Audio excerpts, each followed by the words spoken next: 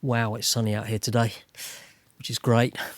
And it's also great to see how many of these Open IPC digital video receivers with an HDMI output are appearing on the market now.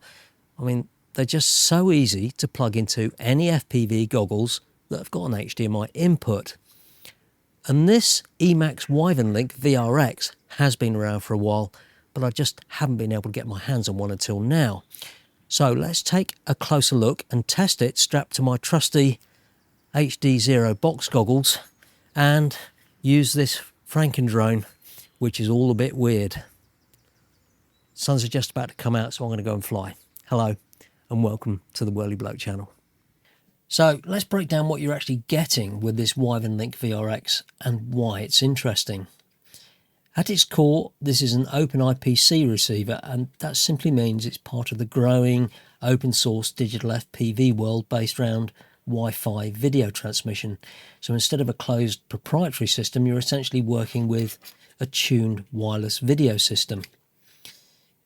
It operates at 5.8 gigahertz using Wi-Fi based digital video, and it's designed to work with all the compatible transmitters like this RunCam WiFiLink that I've got fitted to my Franken drone, or maybe this eSheen SphereLink. So basically you're not tied into a single manufacturer ecosystem in the same way that you are with DJI or Walksnail. On the output side, you've got HDMI on here. They supply this lead, which is a pretty big deal. It means that you can plug this into any FPV goggles that's got an HDMI input. You could plug it into a field monitor or even a capture card if you wanted to record or stream it. It gives you a lot of flexibility in how you use it. It supports HD video, 720, 1080p depending on your setup. Latency is higher than the big players like DJI or Walksnail, but it can still be usable, especially if you tune the system properly. Things like antennas, bitrate and signal conditions all make a noticeable difference here. Now physically, it's a pretty simple unit. You've got dual antennas, there's an Omni and a patch antenna on the top here. There's some buttons at the top that allow you to change frequency and give you some basic control. And I'm powering this using, if I can find it, they supply this splitter lead. So I can plug this into a 3S LiPo and then power these and my HD0 goggles off the same battery. And this essentially is just running a small embedded system which you can access and configure through a web interface. It's got a hotspot in here. This hinged part on the front, as you can see, is designed to be mounted on Fat Shark style goggles, but I'm just going to VHB tape this onto my HD0 goggles, so I got rid of my Fat Shark goggles years ago.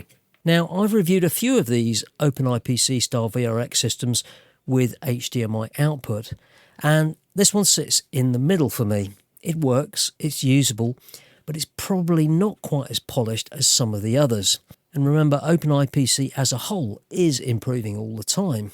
But for cruising, this is sort of fine. Just gentle flying, exploring, long-range style stuff, it sort of does the job. Latency is there, and you can feel it, especially as you move faster.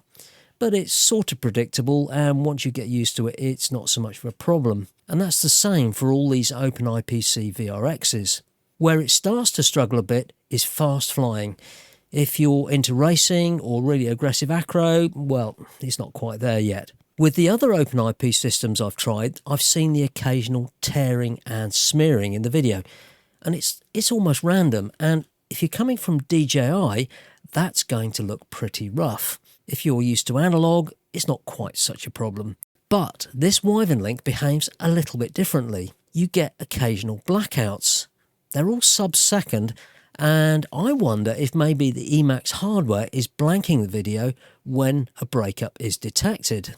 I'm running this with the eSheen SphereLink VTX, and of all the OpenIPC VTX and cameras, this is by far the best and the cheapest camera and transmitter combo, by a very long way. They're not quite plug and play perfection yet, but if you're willing to tweak, experiment and keep things up to date, there's a lot of potential here. So it's not perfect, but definitely heading in the right direction. It's not going to replace DJI or WalkSnail just yet, but that's not really the point. This is about flexibility, openness, and where things are heading. And most importantly, it's about not being locked into a specific manufacturer. If you want something polished and plug and play, this probably isn't it. But if you're happy to experiment, tweak, and be part of something that's improving very fast, there's a lot to like here. The only other thing to note, apart from my observations on the quality of the video footage, is this fan on here. It's pretty noisy compared with all the other ones that I've tried. Anyway, all the links to this are in the video description. And if this helped you out, give it a like, leave a comment, or maybe subscribe. It really helps me out. Thanks for watching, and I'll see you next time.